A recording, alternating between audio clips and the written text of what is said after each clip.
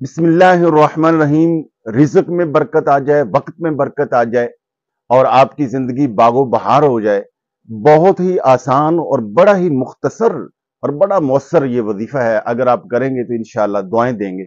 वजीफा बड़ा आसान है, बिलखुसूस रिज़्क के लिए और औलाद के हुसूल के लिए और बिलखुसूस औलाद नरीना के हुसूल के लिए। यानी अगर आप चाहते हैं कि आपके यहाँ बेटा अल्लाह ताला आपको अता फरमाए तो ये वजीफा करें। मुख्तसर है और बहुत आसान और जामे है।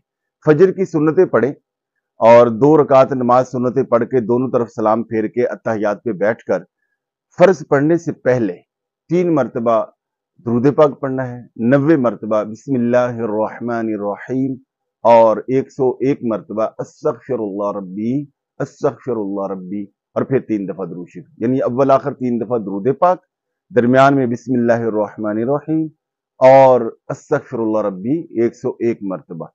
ये पढ़ के फिर फर्ज पढ़े और फर्ज पढ़ के अल्लाह ताला से खूब अपनी हाजात के लिए, खैर बरकत के लिए और बिलखुसूस अगर औलाद नहीं है या औलाद है तो औलाद नरीना की जरूरत है, ये दुआ करें और वजीफा करके ये दुआ मांगेंगे।